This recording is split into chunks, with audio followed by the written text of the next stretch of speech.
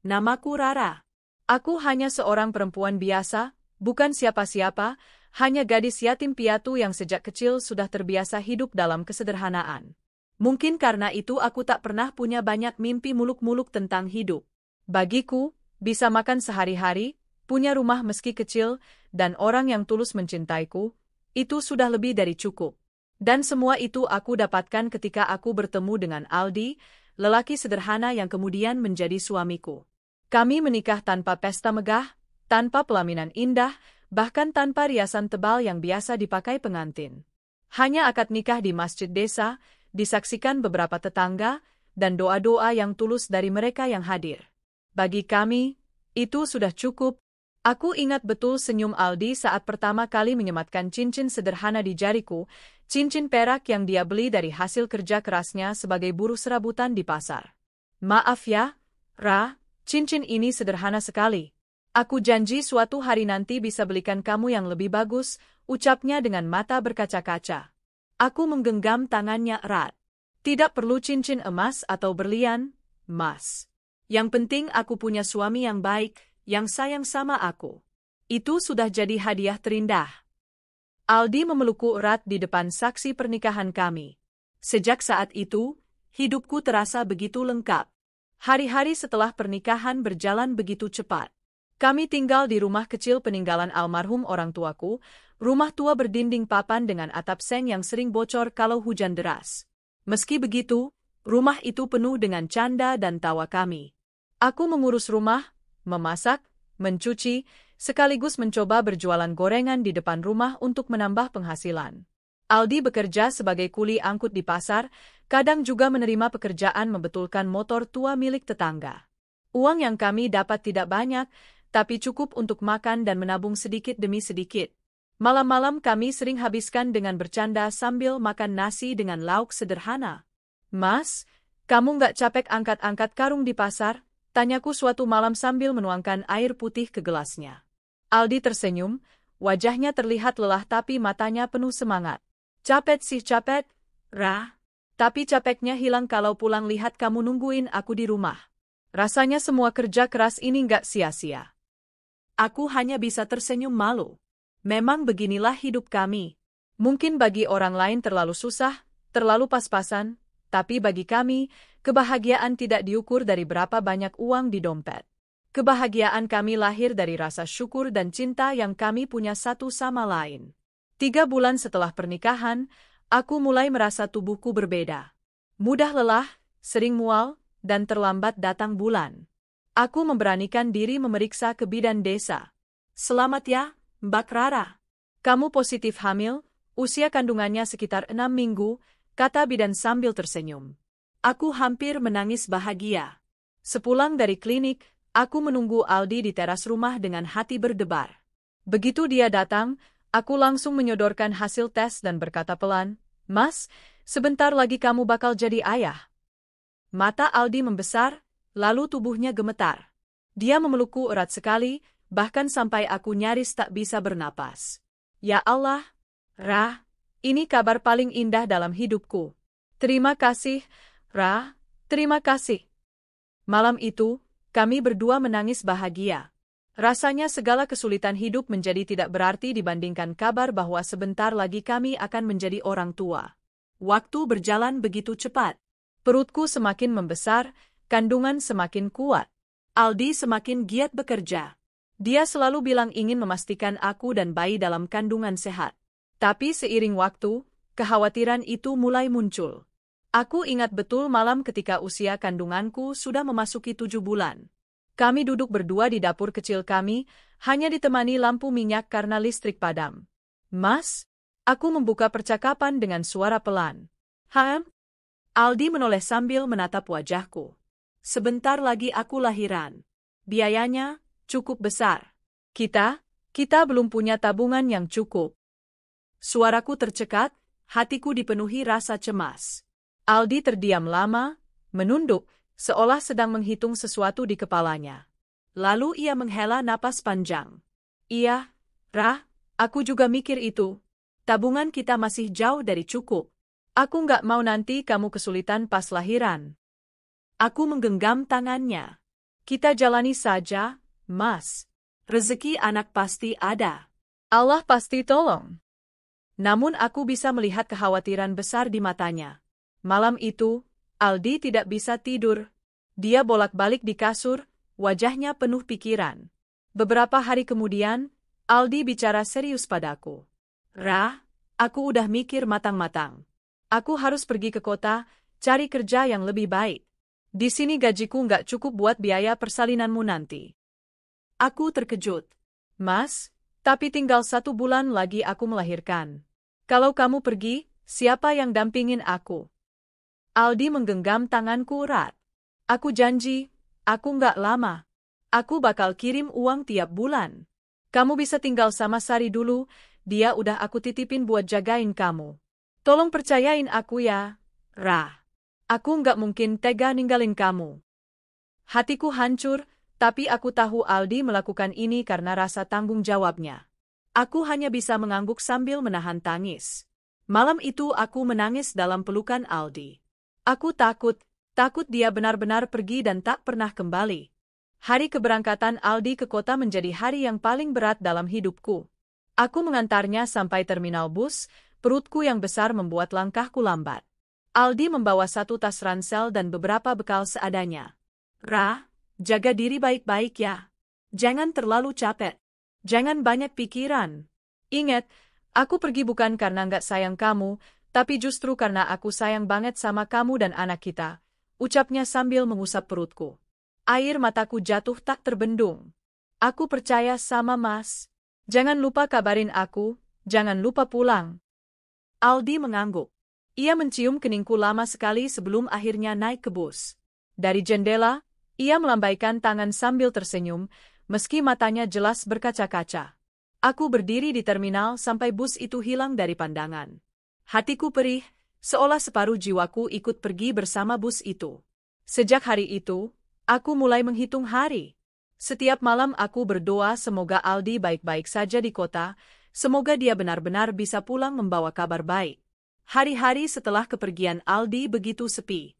Aku tinggal bersama Sari, sahabatku sejak kecil, yang dengan ikhlas menampungku. Rah, kamu jangan banyak pikiran. Fokus aja jaga kandunganmu. Aldi pasti kirim kabar, kata Sari mencoba menenangkanku. Benar saja, seminggu kemudian, Sari memberiku HP bekas yang bisa kupakai untuk menunggu kabar dari Aldi. Aku sering menunggu telepon atau pesan darinya. Bulan pertama, Aldi masih rajin menghubungi. Dia mengirimkan sejumlah uang meski tak banyak, katanya hasil dari pekerjaan barunya di kota. Aku begitu lega mendengar suaranya di telepon. Rah, sabar ya. Doain aku supaya bisa sukses di sini. Sebentar lagi aku bisa kumpulin uang banyak, katanya penuh semangat. Aku mengangguk meski air mata jatuh membasahi pipi. Aku selalu doain Mas. Aku percaya kamu. Hari-hari itu aku jalani dengan penuh harapan. Meski perut semakin berat, aku berusaha tegar. Demi Aldi, demi bayi kecil yang akan segera lahir. Hari-hariku tanpa Aldi berjalan pelan, sepi, tapi penuh doa. Aku selalu mencoba berpikir positif. Setiap pagi aku menyapukan halaman rumah Sari, lalu duduk sebentar di kursi bambu sambil mengelus perutku yang semakin membesar. Anakku, sebentar lagi kamu lahir. Semoga ayahmu bisa pulang tepat waktu. Semoga dia bisa melihatmu pertama kali membuka mata, bisikku lembut. Aku selalu percaya bahwa doa seorang istri dan seorang ibu tidak akan sia-sia. 1 minggu setelah Aldi berangkat ke kota, aku sudah mulai terbiasa hidup tanpa kehadirannya. Meskipun ada rasa sepi, aku merasa sedikit terhibur karena Aldi rutin memberi kabar. Sore itu, aku sedang duduk di ruang tamu rumah Sari ketika ponselku berdering. Aku buru-buru mengangkatnya, karena aku tahu siapa yang menelepon. Halo, Ra, gimana kabarmu? Kamu sehat? Bayinya sehat? Suara Aldi terdengar jelas, penuh rindu. Aku tersenyum lega, meski air mata mengalir begitu saja. Alhamdulillah aku sehat, Mas. Bayi kita juga sehat. Aku senang sekali dengar suara Mas. Aku bisa mendengar tarikan napas lega dari seberang. Syukurlah, Ra, aku udah mulai kerja. Memang awalnya berat, tapi aku yakin sebentar lagi bisa kumpulin uang banyak. Aku udah kirim transferan ke rekeningmu, meskipun belum banyak. Tolong dipakai buat kebutuhanmu ya. Aku terdiam, lalu berkata lirih, Mas, jangan pikirin uang terus. Yang penting kamu jaga kesehatan. Aku percaya kamu bisa.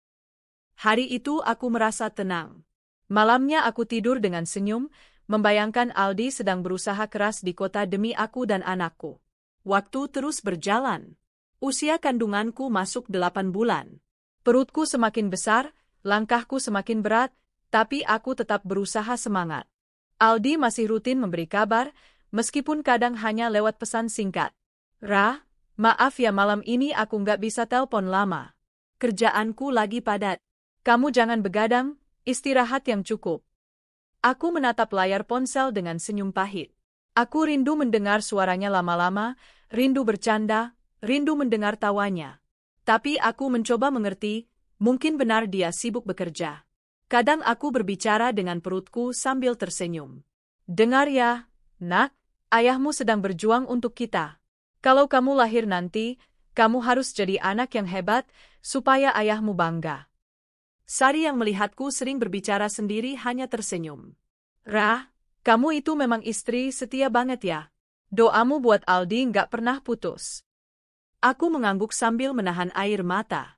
Karena aku percaya Mas Aldi pasti balik. Dia pasti akan menepati janjinya. Ketika kandunganku memasuki usia 9 bulan, semua mulai terasa berbeda. Perutku semakin berat, aku sulit tidur, kaki bengkak, punggung sakit. Setiap hari aku hanya berharap Aldi segera pulang, tapi kabar darinya semakin jarang. Jika dulu dia menelepon hampir setiap malam, kini hanya 2 atau 3 kali dalam seminggu. Pesan singkatnya pun semakin dingin. Mas, kamu sehat? Aku kangen, tulisku suatu malam. Pesan itu hanya dibalas setelah 2 hari dengan singkat. Aku sibuk, Ra. Jangan sering-sering wah. Aku kerja. Hatiku serasa ditusuk. Aku mencoba memahami, tapi rasa khawatir tak bisa aku sembunyikan. Sari melihat wajahku murung. Ra, kamu jangan banyak pikiran. Fokus aja lahiran. Aldi mungkin benar-benar sibuk. Kota memang kejam, kerjaan bisa bikin orang lupa makan dan tidur.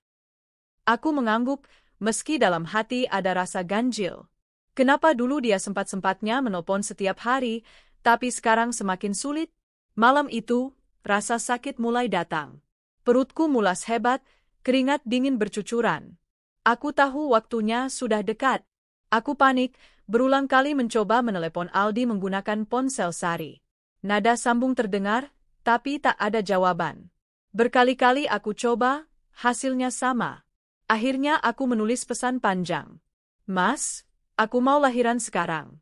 Tolong pulang, aku butuh kamu di sisiku. Pesan itu terkirim, tapi balasan baru datang setelah 1 jam. Aku lagi kerja, Ra. Aku nggak bisa pulang. Jangan harap aku pulang. Cari orang lain buat nemenin kamu. Aku menatap layar ponsel dengan mata membelalak, tubuhku gemetar. Rasanya seluruh dunia runtuh di hadapanku. Mas, apa maksudmu? Aku ini istrimu, aku lagi berjuang melahirkan anak kita. Kenapa kamu tega ngomong begitu? Aku berbisik pada diri sendiri sambil menangis. Sari yang melihatku langsung panik. Rah, kamu harus kuat.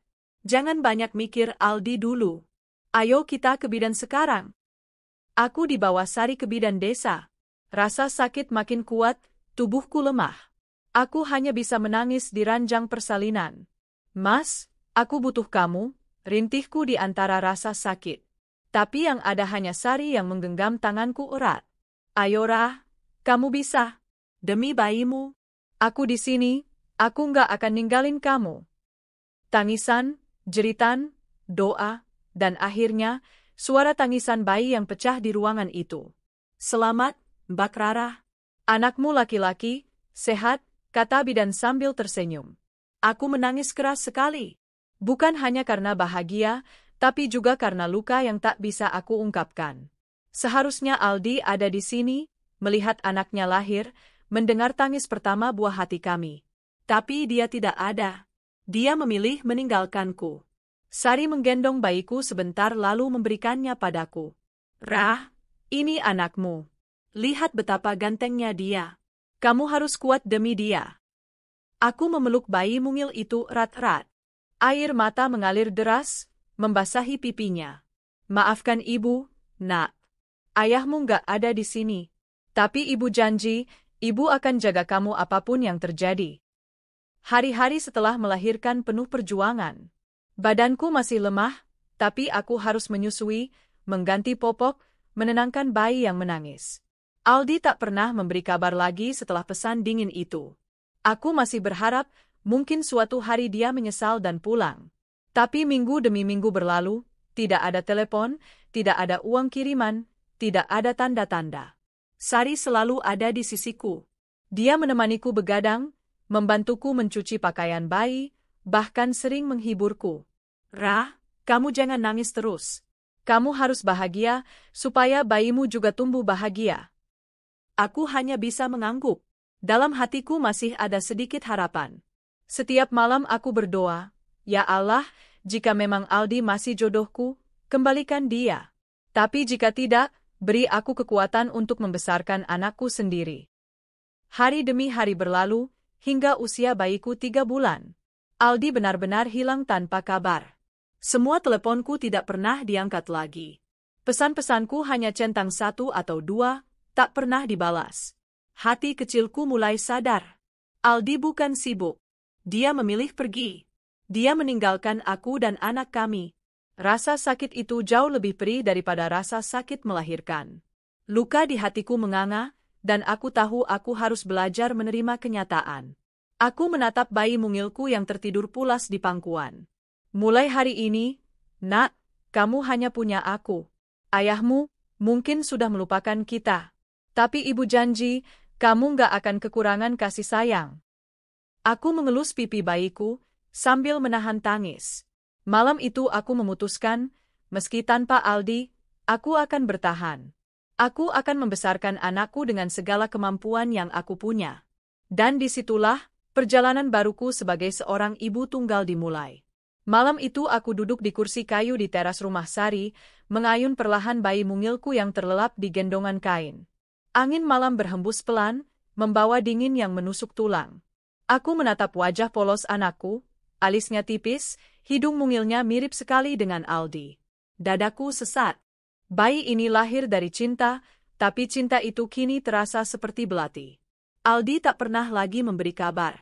Dan aku harus menerima kenyataan bahwa kini aku seorang diri. 3 bulan pertama setelah kelahiran, aku benar-benar merasa dunia begitu berat. Tubuhku masih lemah pasca melahirkan, tapi aku harus begadang hampir setiap malam. Bayiku sering menangis, rewel, butuh disusui atau diganti popok. Sari selalu setia di sampingku. Rah, kamu istirahatlah sebentar. Biar aku gendong bayimu, katanya sambil mengambil bayi dari pelukanku. Aku menggeleng, meski mataku merah karena kurang tidur. Tidak, Sar. Aku harus terbiasa. Bagaimanapun ini anakku, tugasku untuk menjaganya. Sari menatapku iba. Aku tahu, tapi kamu juga harus jaga kesehatan. Kalau kamu sakit, siapa yang bakal ngurus bayimu? Aku terdiam. Kata-katanya benar. Tapi entah kenapa, aku merasa bersalah jika membiarkan orang lain terlalu banyak ikut mengurus anakku. Malam-malam sepi sering kuisi dengan doa. Aku bicara pada Tuhan, bicara pada anakku. Anakku, jangan menangis ya. Ibu memang gak punya apa-apa, tapi ibu punya cinta untukmu. Dan setiap kali kuucapkan itu, ada semangat baru yang tumbuh dalam hatiku. Karena aku yatim piatu, aku tidak punya rumah lagi selain rumah kecil peninggalan orang tuaku yang sudah lama rusak parah.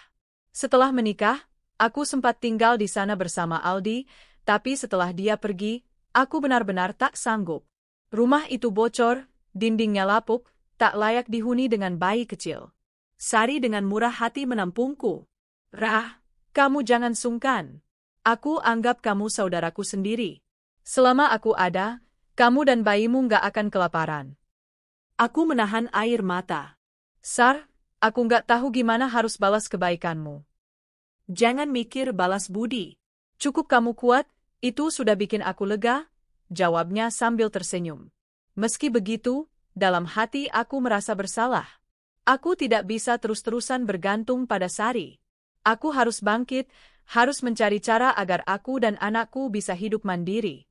Ketika anakku berusia 4 bulan, aku memberanikan diri bicara pada Sari. Sar, aku mau coba kerja. Apa saja, asal halal. Aku nggak bisa terus ngerepotin kamu. Sari tampak terkejut. Tapi Ra, bayimu masih kecil. Kamu sanggup ninggalin dia? Aku menunduk, hatiku perih. Aku nggak tega, Sar. Tapi aku juga harus mikirin masa depan dia. Aku bisa kerja sambil bawa dia? Aku nggak bisa cuma diam. Beberapa hari kemudian, Sari mencarikan jalan. Dia berbicara pada tetangganya yang punya warung sembako kecil. Ra, aku sudah tanya Bu Nur, pemilik warung. Katanya dia butuh orang buat jaga warung dari pagi sampai sore. Gajinya memang gak seberapa, tapi lumayan buat kebutuhan sehari-hari. Aku langsung mengangguk. Aku mau, Sar. Aku akan berusaha. Hari pertama aku bekerja di warung Bu Nur, aku membawa bayiku dalam gendongan. Aku menaruh tikar kecil di sudut warung agar dia bisa tidur ketika aku melayani pembeli. Wah, kasihannya. Masih kecil sudah dibawa ibunya kerja, kata seorang pembeli sambil menatap bayiku. Aku tersenyum canggung. Iya, Bu. Nggak ada yang bisa jaga, jadi harus aku bawa. Sejak itu, rutinitasku berubah. Pagi-pagi aku bangun, menyiapkan bubur bayi, mencuci pakaian seadanya, lalu berangkat ke warung dengan anakku. Sore pulang, malamnya masih harus menyusui dan mengurus bayi. Kadang tubuhku lelah luar biasa, tapi setiap kali aku melihat senyum bayiku, lelah itu seolah sirna. Anakku, kamu alasan ibu kuat. Kalau bukan karena kamu, mungkin ibu sudah menyerah sejak dulu, bisikku sambil mencium kening gaji dari menjaga warung tidak besar, hanya cukup untuk makan sehari-hari dan membeli kebutuhan bayi. Kadang aku hanya bisa makan nasi dengan garam, sementara uang lebih banyak kuhabiskan untuk susu bayi. Sari sering memperhatikan keadaanku. Ra, kenapa kamu nggak makan daging atau lauk enak sekali-sekali? Kamu kan butuh tenaga. Aku tersenyum tipis. Aku nggak apa-apa, Sar. Yang penting anakku cukup makan. Aku masih kuat. Padahal dalam hati, aku sering menangis. Aku ingin sekali memberi anakku kehidupan layak, makanan bergizi, pakaian bagus. Tapi apa daya, aku hanya bisa memberikan yang seadanya. Meskipun hidup pas-pasan, aku tetap berusaha menyisihkan uang 1.000-2.000 setiap hari. Aku masukkan ke celengan kaleng bekas biskuit. Ini buat sekolahmu nanti, Nak, kataku setiap kali memasukkan uang receh. Sari pernah melihatku dan bertanya, Ra, uang segitu mana cukup buat sekolah? Aku tersenyum. Memang sedikit, Sar. Tapi kalau aku kumpulin terus, suatu hari pasti berguna. Aku nggak mau anakku putus sekolah hanya karena miskin. Sari terdiam, lalu memelukku. Kamu benar-benar ibu yang kuat, Ra. Meskipun aku berusaha tegar, setiap kali melihat wajah anakku yang mirip sekali dengan Aldi, hatiku kembali perih. Aku teringat janji-janjinya dulu, teringat cintanya yang begitu besar, lalu mengingat betapa teganya dia meninggalkanku saat aku paling membutuhkan. Seringkali aku berdiri di depan rumah, menatap jalan seolah berharap suatu hari Aldi datang pulang. Tapi yang kutunggu tak pernah muncul. Aku pernah menulis pesan panjang, berisi rindu dan doa. Tapi pesanku hanya centang satu. Aldi benar-benar menghilang. Malam itu aku menangis sambil menimang anakku. Anakku, ayahmu mungkin sudah lupa sama kita. Tapi ibu nggak akan pernah ninggalin kamu. Air mataku jatuh membasahi pipi anakku yang sedang tertidur. Hari-hariku berjalan keras. Kadang aku jatuh sakit, tapi aku tetap memaksa kerja. Aku tahu tidak ada pilihan lain. Suatu hari, bayiku sakit panas. Aku panik, membawa dia ke bidan. Biaya obat membuat tabunganku habis. Aku pulang dengan hati hancur. Sari menatapku iba. Ra, kenapa kamu nggak minta bantuan Aldi? Dia kan ayah anak ini. Aku menatapnya dengan mata sembab. Sar, aku bahkan sudah nggak tahu Aldi di mana. Dia nggak pernah balas pesan. Aku rasa, dia sudah memilih hidup tanpa kami. Sari terdiam lama, lalu menggenggam tanganku. Kalau begitu, kamu harus lebih kuat lagi. Jangan pernah biarkan anakmu merasa kehilangan. Kata-kata itu menancap dalam hatiku. Sejak itu, aku benar-benar menanamkan tekad, aku harus bisa menghidupi anakku tanpa mengharapkan Aldi. Waktu berjalan. Bayiku tumbuh sehat, mulai bisa merangkak, berjalan, dan berbicara. Setiap kali dia tertawa, aku merasa dunia kembali berwarna. Bu, kata pertamanya membuatku menangis bahagia. Aku punya kamu, nak. Itu sudah cukup. Kamu adalah alasan ibu tetap hidup, kataku sambil memeluknya. Sejak itu, aku tak lagi sering menangis karena Aldi. Aku lebih banyak tersenyum untuk anakku. Aku tahu, aku harus kuat, karena kekuatanku akan menjadi kekuatan untuknya. Meski gajiku kecil, aku tetap melanjutkan kebiasaan menabung di celengan. Aku bermimpi suatu hari bisa menyekolahkan anakku sampai tinggi, agar dia tidak merasakan kemiskinan yang aku alami. Setiap malam aku berbicara pada Tuhan. Ya Allah, aku tidak meminta hidup mewah. Aku hanya ingin anakku bisa hidup layak. Berikan aku kekuatan untuk bekerja, agar aku bisa membesarkannya dengan baik. Doa itu menjadi sumber tenagaku setiap pagi. Suatu sore, ketika anakku berusia 4 tahun, Sari datang padaku dengan wajah ceria. Ra, minggu depan aku mau ajak kamu ke pesta pernikahan saudaraku. Kamu harus ikut, jangan nolak. Kamu juga bisa bawa anakmu. Aku mengerutkan dahi. Sar, aku malu. Aku nggak punya baju bagus, nggak punya apa-apa. Sari memelukku. Kamu jangan minder. Kamu layak bahagia, Ra. Lagi pula kamu nggak usah mikirin baju, aku pinjami. Aku hanya bisa mengangguk. Dalam hati, aku merasa sedikit senang.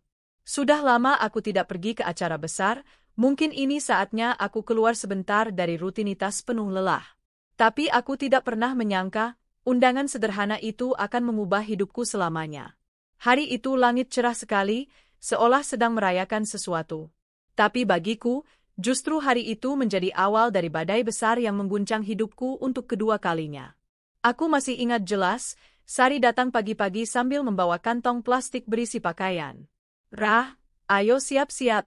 Hari ini kita ke pernikahan sepupuku, katanya dengan wajah ceria. Aku terdiam sejenak, menatap baju-baju bagus yang dibawanya. Sar, aku nggak enak. Aku datang ke pesta orang, sementara aku hanya seorang janda miskin dengan anak kecil. Aku takut jadi bahan omongan orang.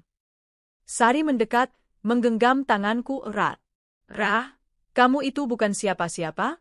Kamu adalah wanita kuat. Kamu berhak bahagia, kamu berhak terlihat cantik. Jangan pernah minder. Aku pinjami kamu baju ini supaya kamu juga bisa menikmati suasana. Aku menunduk, air mataku hampir jatuh. Sari selalu tahu cara menenangkanku. Akhirnya aku mengangguk. Baiklah, Sar, aku ikut. Tapi jangan harap aku bisa tampil secantik kamu. Sari tertawa. Kamu nggak perlu jadi orang lain. Jadi dirimu saja sudah cukup. Aku mengenakan kebaya sederhana berwarna biru muda yang dipinjamkan Sari. Rambutku ia kepang dan disanggul sederhana.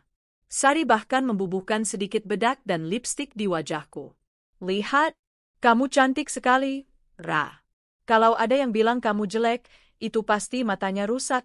Canda Sari. Aku tersipu. Sar, kamu berlebihan. Anakku, yang kini sudah berusia 4 tahun, ku pakaikan baju kemeja kecil. Dia tampak lucu sekali. Ayo, nak. Kita jalan-jalan, kita lihat pesta, kataku sambil menggandengnya. Di perjalanan menuju lokasi pernikahan, hatiku berdebar aneh. Entah kenapa ada rasa tidak tenang yang terus menghantuiku.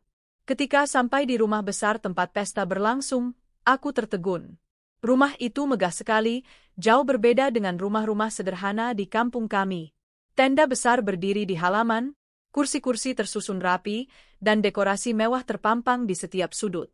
Aku menelan ludah. Wah, Sar, keluarga sepupumu kaya sekali ya, tanyaku pelan. Sari mengangguk. Iya, mereka orang kota. Kamu jangan minder, ya. Kita tamu, cukup datang dan mendoakan. Aku mengangguk, mencoba menenangkan hati. Aku menggandeng erat tangan anakku, lalu masuk bersama Sari.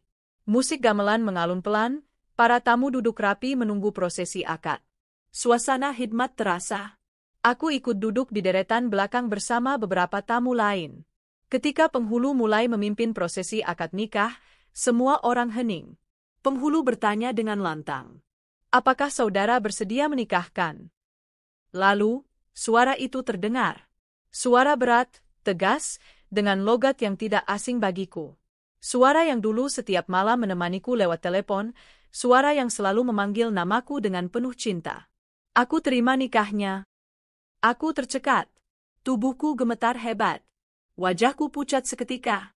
Aku menoleh pada arah mempelai pria, berusaha memastikan. Tidak mungkin. Tidak mungkin itu.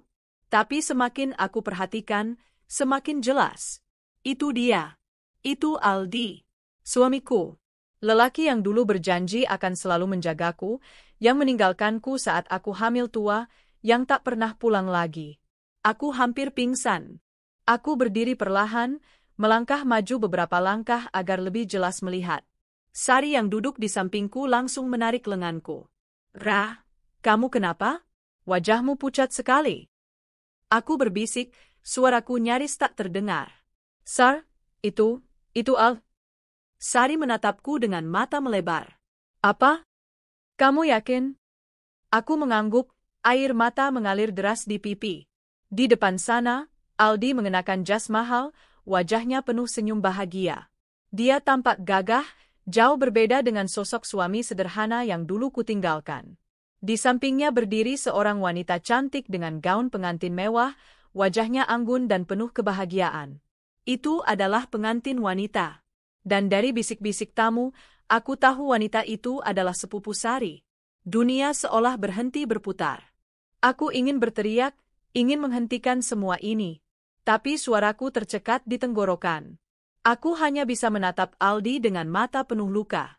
Ternyata selama ini, dia bukan tidak mampu pulang. Dia bukan sibuk bekerja. Dia memang sengaja meninggalkan aku dan anakku. Dia memilih wanita lain.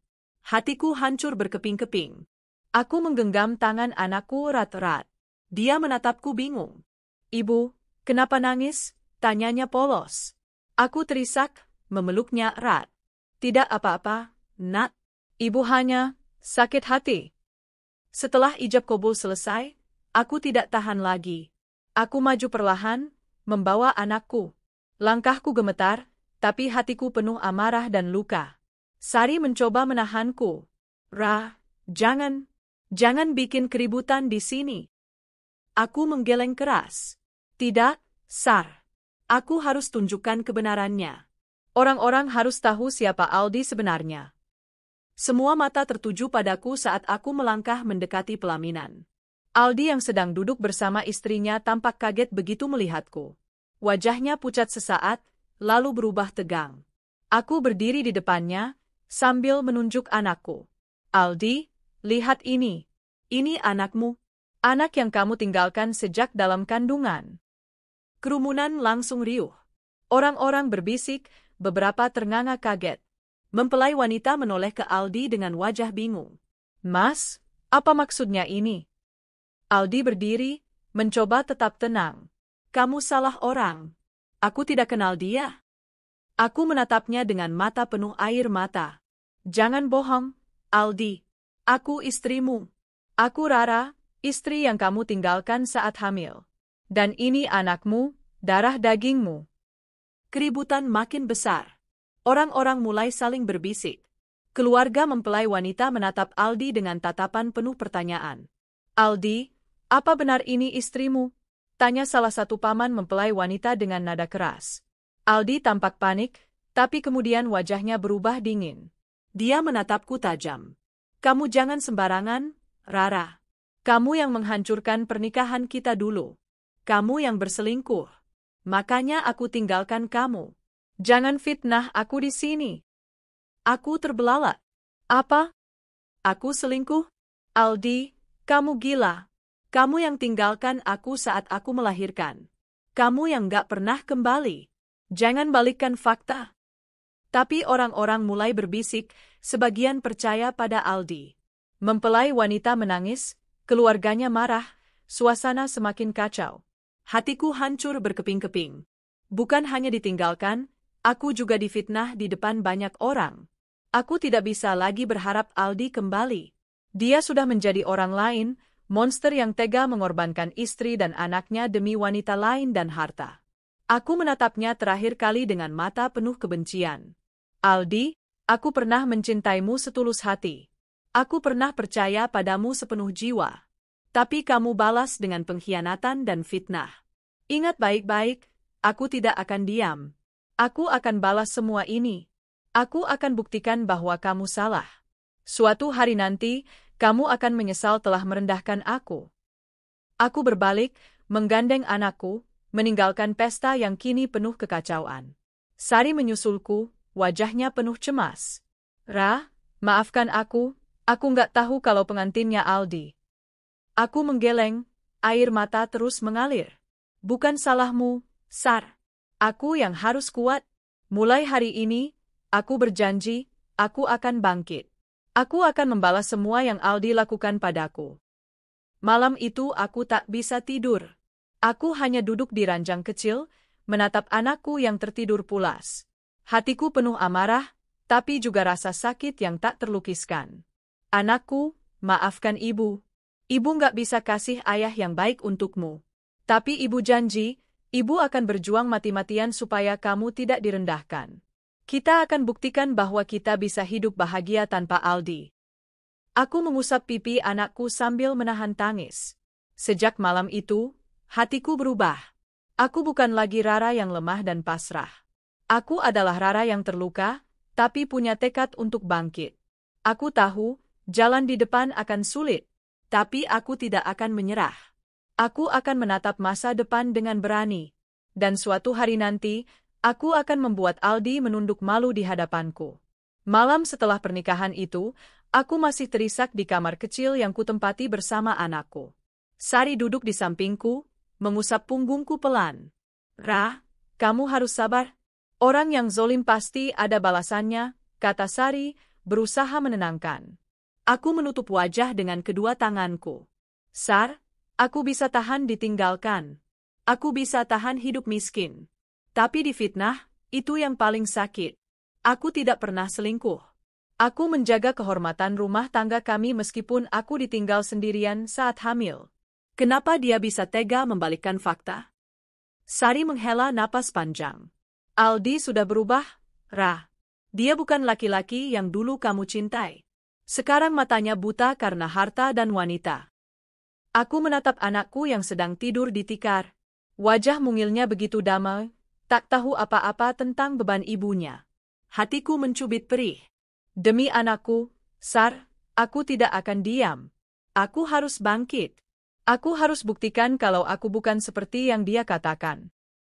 Keesokan harinya, desas-desus mulai menyebar di kampung. Apa benar Rara itu ditinggalkan suaminya karena selingkuh? Kasihan anaknya, kalau benar begitu berarti anak haram dong. Wah, pantesan ditinggalkan. Mukanya biasa aja, mana miskin. Siapa juga yang mau? Bisik-bisik itu menusuk telingaku setiap kali aku keluar rumah. Saat ke warung, saat ke sumur, bahkan saat aku lewat di jalan kecil. Aku menggigit bibir, menahan air mata.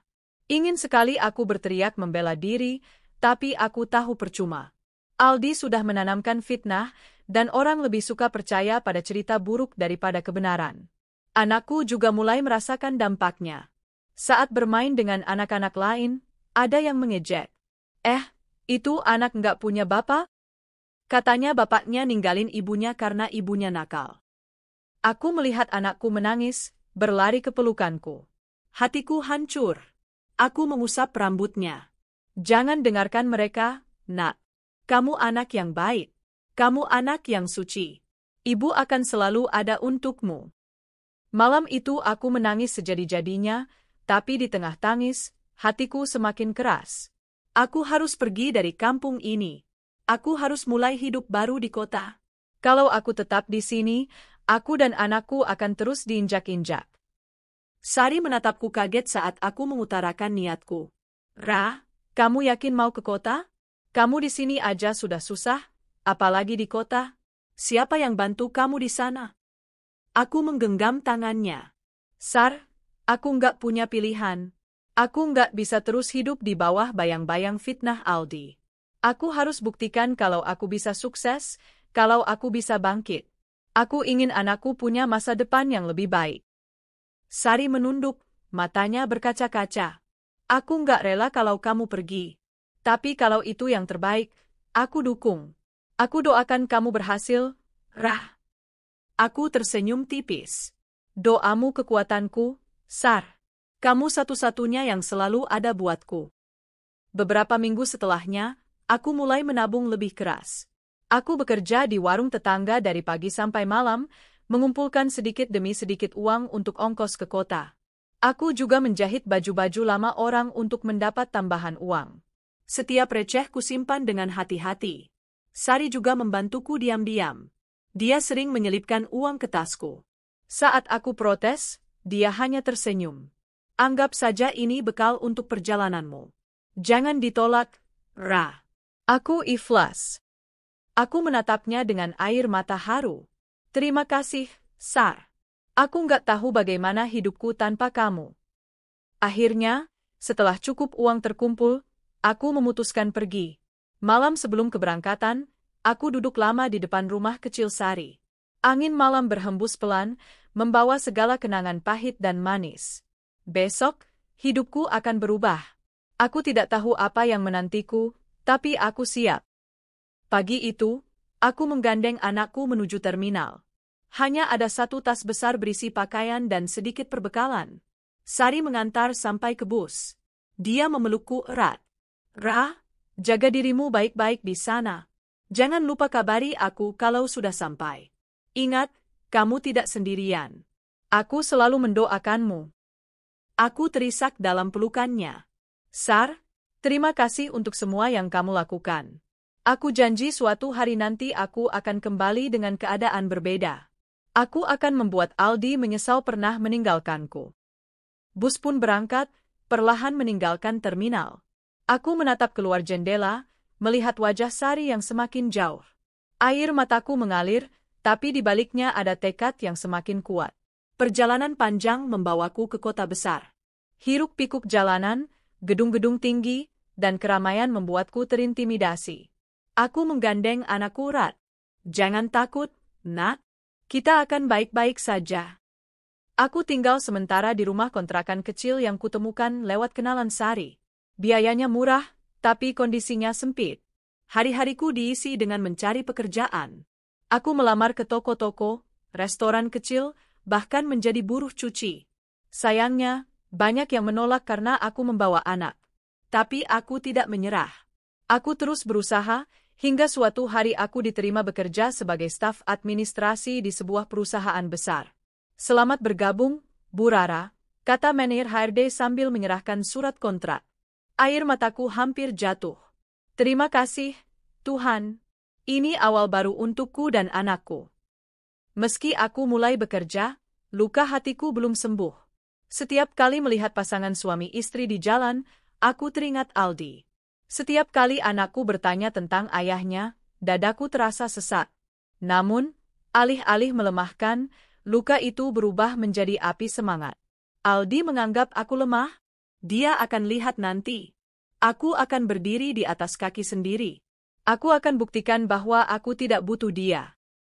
Aku bekerja keras di kantor, belajar banyak hal, mengambil lembur, dan berusaha selalu memberikan yang terbaik. Atasan mulai memperhatikanku, rekan kerja mulai menghormatiku. Aku tahu, ini baru permulaan. Suatu sore, saat aku sedang membereskan berkas, seorang rekan kerja berbisik. Bu Rara, katanya di cabang perusahaan kita ada karyawan bernama Aldi. Orangnya lagi naik daun, jabatannya lumayan tinggi. Aku tercekat. Nama itu membuat tubuhku kaku. Aldi, tanyaku pelan. Rekan itu mengangguk. Iya, Aldi. Katanya orangnya ambisius banget. Banyak yang kagum sama dia. Aku menelan ludah. Jadi benar. Aldi juga ada di perusahaan ini. Bedanya, aku di kantor pusat, dia di cabang. Hidup seolah sengaja mempertemukan kami kembali. Tapi kali ini, aku tidak akan jadi korban. Aku akan bangkit, aku akan menyainginya, dan suatu hari, aku akan membuatnya menunduk malu. Malam itu aku berdiri di balkon kontrakan, menatap lampu-lampu kota yang berkelip. Angin malam berhembus lembut, seakan mendengar bisik hatiku. Aldi, dengarkan aku. Kamu boleh menfitnahku, boleh meninggalkanku, boleh menginjak-injak harga diriku. Tapi aku tidak akan selamanya di bawah. Aku akan bangkit. Aku akan berdiri sejajar, bahkan lebih tinggi darimu. Dan saat hari itu tiba, kamu akan menyesal telah mengkhianati aku dan anak kita. Aku mengepalkan tangan erat. Tekadku bulat. Perjalanan balas dendamku baru saja dimulai. Hari-hariku setelah pertemuan di pesta pernikahan tidak mudah. Luka dan fitnah Aldi menjadi cambuk yang menyakitkan, tapi justru membuatku bangkit. Dari ibu tunggal yang terpuruk, aku mulai melangkah ke kota, mencari kehidupan baru. Aku tahu, jalan masih panjang. Tapi di hatiku, api sudah menyala. Api yang akan membawaku ke arah yang tidak pernah Aldi bayangkan. Dan aku berjanji, suatu hari nanti, dunia akan melihat siapa sebenarnya yang benar dan siapa yang salah. Hari-hari pertamaku di kota terasa menegangkan. Gedung-gedung tinggi menjulang, jalanan dipenuhi kendaraan, orang-orang berjalan cepat dengan wajah sibuk. Aku yang hanya seorang ibu tunggal dengan anak kecil merasa seperti titik kecil di lautan luas. Namun, tekadku sudah bulat. Aku tidak boleh goyah. Kontrakan kecil yang kutempati bersama anakku sempit dan pengap. Atapnya bocor, dindingnya penuh bercak lembab, tapi itu lebih baik daripada terus jadi bahan gosip di kampung. Setiap pagi, aku menggandeng anakku ke tempat penitipan anak sederhana sebelum berangkat kerja. Biayanya cukup besar, tapi aku harus rela. Nak, sabar ya. Ibu kerja keras supaya kita bisa hidup lebih baik, bisikku sambil mengecup keningnya. Aku diterima sebagai staf administrasi di perusahaan besar bernama PT Nusantara Abadi. Awalnya, aku hanya pegawai kontrak dengan gaji pas-pasan. Tapi bagiku, itu sudah lebih dari cukup. Hari pertama masuk, aku merasa gugup. Semua orang berpakaian rapi dengan sepatu mengkilap, sementara aku hanya memakai kebaya sederhana dengan jilbab polos. Namun aku menenangkan diri. Aku datang ke sini bukan untuk gaya, tapi untuk kerja, bisikku dalam hati. Pekerjaan administrasi tak mudah. Berkas yang menumpuk, laporan yang harus rapi, deadline ketat, serta atasan yang tegas membuatku sering pulang larut. Tapi aku tidak pernah mengeluh. Setiap kali lelah, aku selalu teringat wajah anakku yang menungguku di rumah.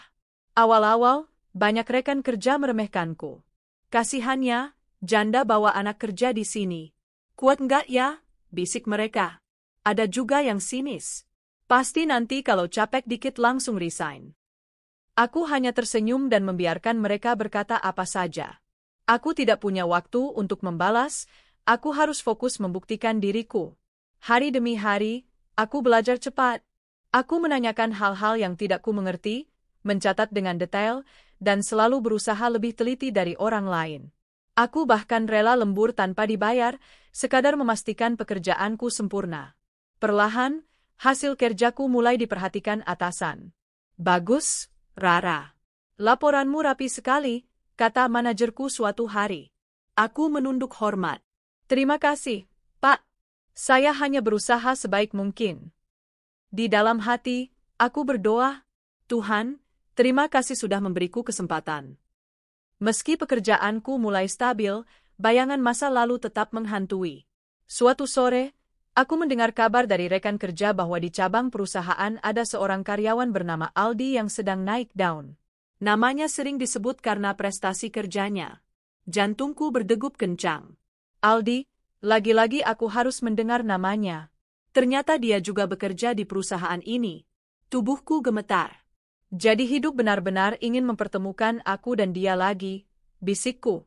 Aku tidak tahu harus senang atau marah. Tapi satu hal yang jelas, aku tidak akan mundur. Kalau memang takdir mempertemukan kami di perusahaan yang sama, maka aku akan buktikan kalau aku bisa berdiri sejajar, bahkan lebih tinggi darinya. Hari-hari berlalu. Aku terus bekerja keras.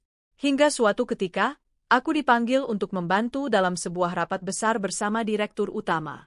Saat itu, Aku pertama kali bertemu dengan Pak Ardi, bos besar perusahaan. Usianya sekitar 40-an, berwibawa, ramah, dan bijaksana. Saudari Rara ya? Terima kasih sudah menyiapkan semua berkas ini dengan rapi. Saya terkesan, ucapnya sambil tersenyum. Aku gugup, menunduk sopan. Terima kasih, Pak. Saya hanya menjalankan tugas. Sejak pertemuan itu, aku beberapa kali ditunjuk untuk membantu proyek-proyek penting. Tanpa kusadari, kedekatanku dengan Pak Ardi semakin sering. Tapi bukan dalam arti negatif, dia lebih banyak mengajariku, memberi masukan, bahkan kadang menanyakan kabarku sebagai seorang ibu tunggal. Awalnya aku menjaga jarak. Bagiku, laki-laki hanyalah sumber luka. Tapi seiring waktu, aku melihat ketulusan di mata Pak Ardi. Suatu hari, dia berkata, "Rara, kamu wanita yang hebat. Tidak semua orang bisa membesarkan anak sendirian sambil bekerja sekeras ini. Saya salut padamu." Aku tercekat, mataku berkaca-kaca. Terima kasih, Pak. Saya hanya ingin anak saya punya masa depan. Dia tersenyum hangat. Kalau boleh tahu, di mana ayah anakmu? Pertanyaan itu menusuk. Aku menunduk, lalu menjawab lirih. Dia sudah pergi meninggalkan kami. Pak Ardi terdiam sejenak, lalu menepuk bahuku dengan sopan. Kamu tidak sendiri, Rara. Ada orang-orang baik yang menghargai perjuanganmu. Kalimat itu menembus hatiku. Untuk pertama kalinya sejak ditinggalkan Aldi, aku merasa dihargai sebagai seorang wanita. Kerja keras tak pernah mengkhianati. Perlahan, aku mendapatkan promosi menjadi staf senior. Gajiku naik, hidupku dan anakku mulai membaik. Aku bisa pindah dari kontrakan sempit ke apartemen sederhana yang lebih layak. Anakku juga bisa masuk sekolah yang lebih baik. Wajahnya ceria setiap kali pulang sekolah, bercerita tentang pelajaran dan teman-temannya. Aku merasa harapanku mulai terwujud. Terima kasih, Tuhan, ucapku setiap malam. Hubunganku dengan Pak Ardi semakin dekat. Dia sering menanyakan kabar anakku, bahkan sesekali mengantar kami pulang. Aku masih ragu, tapi hatiku mulai luluh. Suatu malam setelah lembur, Pak Ardi mengajakku bicara serius. Kami duduk di ruang rapat kosong. Rara, maaf kalau ini terlalu tiba-tiba. Tapi saya ingin jujur, saya mengagumimu. Bukan hanya karena kerja kerasmu, tapi juga karena keteguhanmu sebagai seorang ibu. Saya jatuh cinta padamu. Aku terdiam, jantungku berdegup kencang. Perasaanku campur aduk. Pak, saya ini hanya seorang janda dengan anak. Saya takut merepotkan. Dia menatapku dengan penuh keyakinan. Cinta tidak peduli status. Saya tidak melihat masa lalumu, saya melihat siapa kamu sekarang. Dan saya ingin mendampingi kamu dan anakmu. Air mataku jatuh tanpa bisa kutahan. Setelah sekian lama merasa hina, merasa ditinggalkan, ada seorang pria yang tulus menerimaku apa adanya. Aku butuh waktu, tapi akhirnya aku menerima cintanya. Kami menjalin hubungan dengan hati-hati, saling mengenal lebih dalam. Anakku cepat akrab dengan Pak Ardi. Setiap kali bertemu, ia selalu memanggil, Om Ardi, dengan wajah ceria. Hatiku menghangat melihat keduanya dekat. Setelah beberapa bulan, Pak Ardi melamarku. Rara, maukah kamu menikah denganku, dan biarkan aku jadi ayah bagi anakmu? Aku menutup wajah dengan tangan, menangis terisak. Ya, aku mau. Pernikahan kami sederhana tapi penuh makna. Aku mengenakan gaun putih sederhana, anakku berdiri di sampingku dengan wajah polos. Saat aku mengucap ijab kabul, hatiku bergetar. Aku merasa Tuhan menjawab doaku. Sejak menikah, hidupku berubah total. Aku tak lagi dihantui rasa minder. Aku berdiri sejajar dengan suamiku, seorang bos besar yang dihormati banyak orang. Namun yang paling berharga bukanlah harta atau status, melainkan penerimaan tulus yang ia berikan padaku dan anakku. Aku sering merenung betapa jauh perjalanan hidupku. Dari seorang wanita miskin yang ditinggalkan saat hamil, difitnah di depan banyak orang, hingga kini menjadi istri seorang pria yang mencintaiku tanpa syarat. Tapi aku tahu, cerita ini belum selesai. Karena di satu sisi kota lain, Aldi masih ada. Dan cepat atau lambat, jalan kami akan kembali berpapasan. Dan saat itu tiba, aku akan menunjukkan bahwa wanita yang dulu ia hina kini berdiri anggun di atasnya.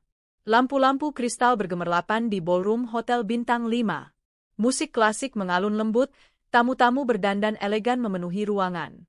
Malam itu adalah malam istimewa, perayaan ulang tahun perusahaan PT Nusantara Abadi yang ke-30.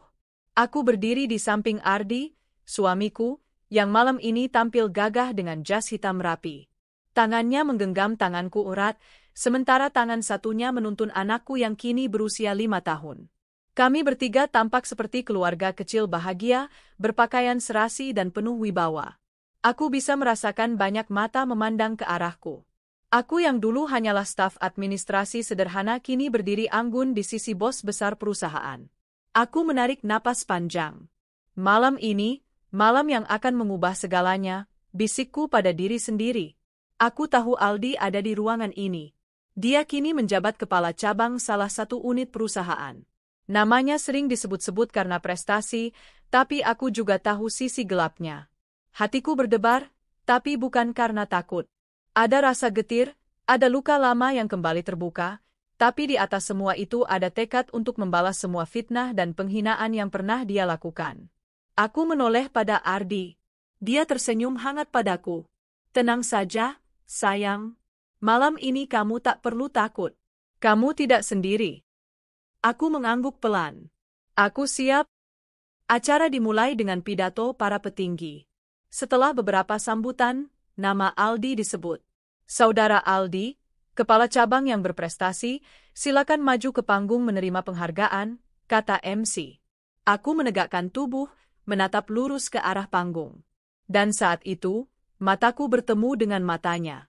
Aldi, pria yang dulu pernah menjadi suamiku, berdiri gagah dengan setelan jas mewah. Senyumnya lebar, penuh percaya diri, menerima penghargaan dengan tepuk tangan meriah dari tamu undangan. Namun begitu matanya menangkap sosokku di samping Ardi, senyumnya membeku. Wajahnya pucat sesaat, sebelum buru-buru menutupinya dengan tawa palsu. Aku bisa melihat jelas keterkejutannya. Dan di sanalah aku tahu, malam ini dia akan merasakan apa yang pernah aku rasakan dulu. Aldi turun dari panggung, berjalan melewati kerumunan. Orang-orang menyapanya, memujinya. Tapi sesekali dia melirik ke arahku dengan tatapan gelisah. Aku tetap berdiri tenang, menggenggam tangan Ardi. Anakku sesekali menarik jas Ardi sambil berkata polos, "Ayah, lihat, banyak orang ya." Aku tersenyum pada anakku, lalu melirik Aldi sebentar. Tatapan kami bertemu sekali lagi. Kali ini, aku yang tersenyum tipis, penuh arti. Senyuman itu membuatnya kaku. Dia memalingkan wajah, seolah tak mengenalku. Tapi aku tahu, di dalam dadanya pasti sedang berkecamuk.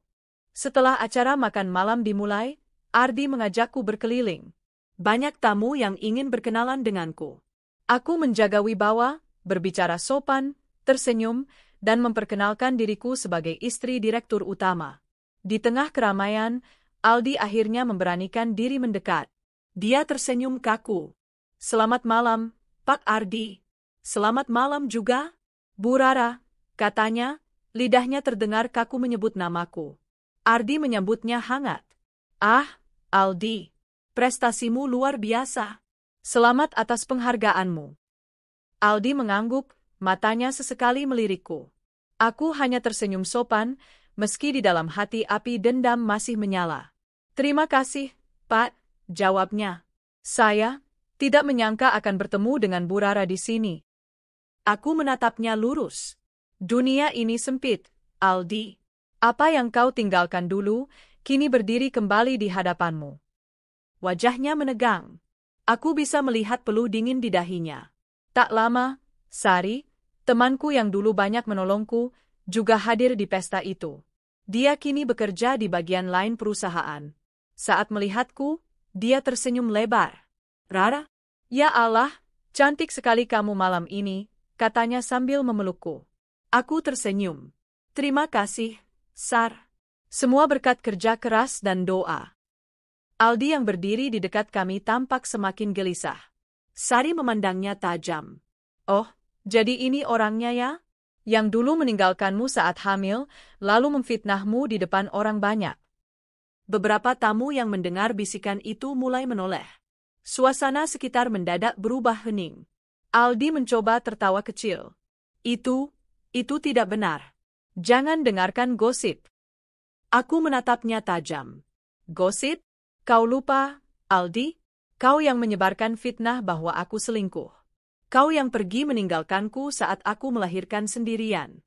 Kau yang tega menutup mata saat anakmu menangis lapar. Suasana semakin tegang. Bisik-bisik mulai terdengar di sekeliling. Aldi berusaha tersenyum, tapi wajahnya pucat.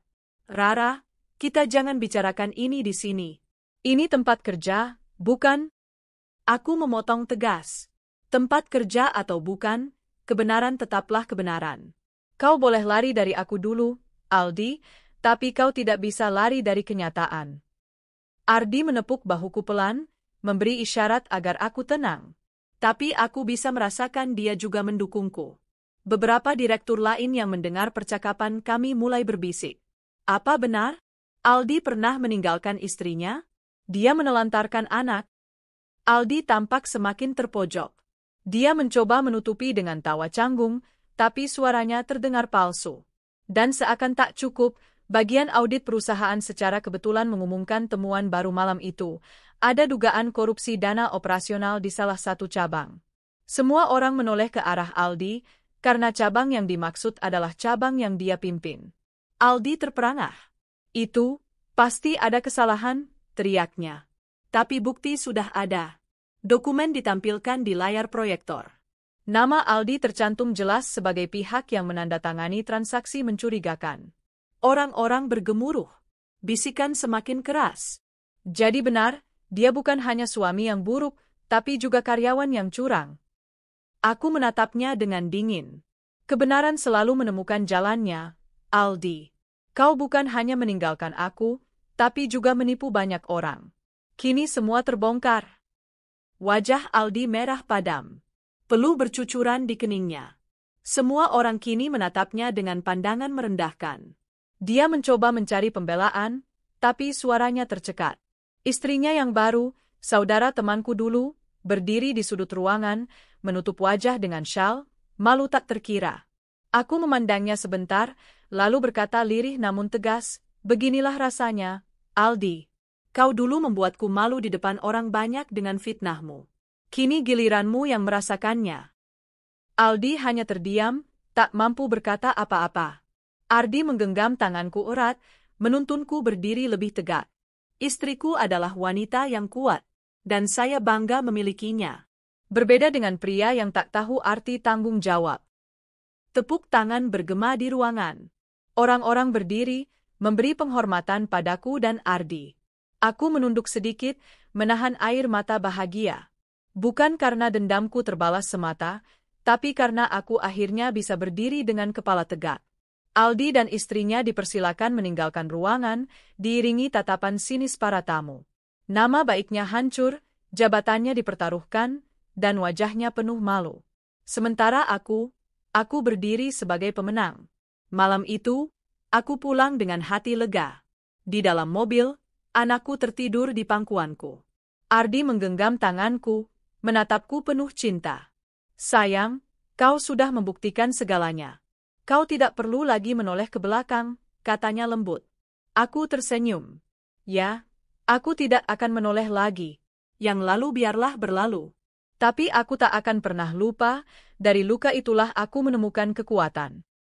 Aku menatap keluar jendela, melihat lampu kota yang berkilauan. Hidupku kini benar-benar berbeda. Dari wanita miskin yang ditinggalkan, aku bangkit menjadi wanita yang dihormati. Dan malam itu, aku tahu, balas dendamku telah terbalaskan. Malam itu, setelah pesta perusahaan berakhir dengan begitu dramatis, aku berdiri di balkon apartemen. Angin kota berhembus lembut, membawa aroma aspal basah setelah hujan. Aku memandang lampu-lampu jalan yang berkilauan, memikirkan semua yang sudah kulalui. 4 tahun bukan waktu yang sebentar. Dari seorang wanita miskin yang ditinggalkan suaminya di saat paling rapuh, hingga menjadi wanita yang kini berdiri tegak dengan kepala terangkat. Di dalam kamar, anakku tertidur pulas. Wajah polosnya mengingatkanku pada alasan utama aku tetap hidup dan berjuang. Tanpa dia, mungkin aku sudah menyerah sejak lama. Aku menutup mata, mengucap syukur dalam hati. Ya Allah, terima kasih. Semua luka yang dulu kau beri, ternyata adalah jalan menuju kebahagiaan ini. Hari-hariku kini jauh berbeda. Aku tak lagi dihantui rasa takut akan esok hari. Pagi-pagi aku menyiapkan sarapan untuk Ardi dan anakku. Kami duduk bersama di meja makan, bercengkerama dengan hangat. Seringkali aku merasa ini seperti mimpi yang tak pernah kuduga akan menjadi nyata. Ardi selalu memastikan aku tidak lagi merasa kekurangan. Tapi yang paling membuatku bahagia bukanlah harta atau fasilitas mewah, melainkan perhatiannya. Dia selalu menatapku dengan rasa hormat, memperlakukan anakku seolah darah dagingnya sendiri. Sayang, jangan terlalu capek di kantor ya. Ingat, kamu bukan hanya istri saya, tapi juga ibu yang hebat untuk anak kita, katanya suatu pagi sambil tersenyum. Aku mengangguk, mataku basah. Kata-kata sederhana itu terasa lebih berharga dari semua permata di dunia. Meski hidupku kini bahagia, aku tak bisa membohongi diri, luka dari masa lalu masih tertinggal. Kadang, saat melihat anakku tertawa riang, ada rasa getir di hatiku. Aku teringat masa ketika ia lahir tanpa ayah di sisinya. Aku teringat betapa sakitnya melahirkan sendirian, hanya ditemani Sari. Aku juga masih ingat jelas wajah Aldi saat dengan tega memfitnahku di depan orang-orang. Luka itu seperti parut yang tak bisa hilang, meski kini sudah tak perih lagi. Namun, bedanya, dulu aku merasa luka itu sebagai beban, sekarang aku melihatnya sebagai kekuatan. Luka itulah yang membuatku lebih tangguh, lebih mandiri, lebih tegar. Aku pernah hancur, tapi aku tidak mati. Aku justru tumbuh menjadi wanita yang lebih kuat. Kabar tentang Aldi akhirnya sampai juga ke telingaku. Setelah malam memalukan itu, dia diskors dari perusahaan karena terbukti melakukan manipulasi dana. Jabatannya dicabut, rumah tangganya pun goyah. Istrinya, saudara temanku, kabarnya meninggalkannya. Mereka hidup dalam kesulitan, persis seperti aku dulu. Ada bagian dari diriku yang merasa puas. Ini seperti keadilan semesta. Apa yang pernah dia tabur, kini dia tuai. Tapi ada juga bagian dari diriku yang merasa iba. Bagaimanapun, dulu aku pernah mencintainya. Dulu aku pernah menaruh harapan padanya. Namun aku tahu, aku tak bisa lagi menoleh ke belakang. Aldi adalah masa lalu. Masa depan adalah bersama Ardi dan anakku. Sari masih sering datang menemuiku. Dia adalah saksi hidup perjalanan getirku, sekaligus teman sejati yang tak pernah meninggalkanku. Kamu hebat sekali, Ra, katanya suatu sore saat kami minum teh di teras apartemen. Aku masih ingat betul waktu kamu menangis tiap malam, bingung harus makan apa. Lihat sekarang, kamu duduk di sini, jadi istri bos besar, hidupmu berubah total. Aku tersenyum, memegang tangannya. Semua ini juga karena doa dan dukunganmu, Sar. Kalau waktu itu kamu gak ada, aku mungkin gak kuat melahirkan sendirian. Matanya berkaca-kaca. Aku cuma melakukan apa yang seharusnya. Kamu memang pantas bahagia, Rah. Aku memeluknya erat. Persahabatan kami adalah harta yang tak ternilai. Anakku tumbuh sehat dan cerdas. Dia adalah cahaya hidupku. Setiap kali dia pulang sekolah dan menunjukkan nilai bagus, aku merasa semua kerja kerasku terbayar. Setiap kali dia memelukku sambil berkata, "Ibu, aku sayang ibu," aku merasa dunia ini tak lagi menakutkan. Ardi mencintainya tanpa syarat. Anakku pun mencintai Ardi seolah ayah kandungnya. Aku melihat bagaimana mereka bermain bola bersama di halaman, tertawa lepas, dan aku hanya bisa tersenyum penuh syukur. Kadang, anakku bertanya, "Ibu, kenapa aku dulu nggak punya ayah?" Aku menatapnya lembut, menjawab hati-hati, "Dulu ibu memang sendirian. Tapi Tuhan sayang sama kita, Dia kasih ayah Ardi buat kita sekarang." Dia mengangguk polos. "Ayah Ardi baik. Aku sayang ayah." Aku memeluknya erat. Dalam hati aku berjanji, tak akan pernah ada air mata kesepian lagi di hidupnya. Dulu, setiap malam aku hanya memikirkan satu hal, membalas dendam pada Aldi. Aku ingin dia merasakan sakit yang sama. Aku ingin dia malu seperti aku dulu dipermalukan. Kini, setelah semua benar-benar terjadi, aku merasa dendamku sudah lunas. Malam itu di pesta perusahaan, ketika semua kebusukan Aldi terbongkar, aku tahu, aku sudah menang. Bukan hanya karena dia jatuh, tapi karena aku berhasil bangkit. Kemenangan sejati bukanlah ketika musuh kita kalah, tapi ketika kita bisa berdiri tegak, lebih tinggi dari rasa sakit yang pernah mereka beri. Dan aku sudah sampai di titik itu. Aku sering merenung. Dulu aku merasa hina karena miskin, karena ditinggalkan, karena difitnah. Aku pikir harga diriku hilang. Tapi sekarang aku sadar, harga diri bukan ditentukan oleh kata orang, bukan juga oleh status suami atau harta. Harga diri ada di dalam diri kita sendiri. Selama kita masih menjaga martabat, selama kita berjuang untuk hidup dengan jujur, kita tetap berharga. Aku adalah bukti nyata. Aku yang dulu diremehkan, kini berdiri sebagai wanita yang dihormati. Kini aku hanya ingin menjalani hidup sederhana bersama keluarga kecilku. Aku ingin melihat anakku tumbuh besar, mengejar cita-citanya. Aku ingin mendampingi Ardi, bukan hanya sebagai istri, tapi juga sebagai partner dalam kerja dan kehidupan. Aku tidak lagi ingin hidup dalam bayang-bayang dendam. Aku hanya ingin hidup dengan damai, dengan hati yang penuh syukur. Tapi ada satu hal yang selalu kupanjatkan dalam doa. Semoga Aldi suatu hari benar-benar sadar, menyesali perbuatannya, dan kembali ke jalan yang benar. Bukan untukku, tapi untuk dirinya sendiri. Malam semakin larut. Aku menutup jendela balkon, lalu berjalan ke kamar. Ardi sudah terlelap, anakku memeluk bonekanya dengan senyum kecil di bibir. Aku masuk ke selimut, menatap keduanya dengan hati yang hangat. Aku teringat diriku yang dulu, perempuan muda, hamil 7 bulan, menangis karena ditinggalkan tanpa kabar. Aku teringat malam-malam penuh air mata di rumah Sari, teringat kerja keras di toko kecil dengan bayi dalam gendongan. Dan kini, aku ada di sini. Hidupku mungkin berliku, tapi aku tidak pernah menyerah. Aku mengelus dada, tersenyum kecil. Aku bukan lagi wanita yang sama. Aku Rara yang baru. Aku kuat. Aku berharga. Dan aku bahagia. Dengan doa syukur, aku menutup mata.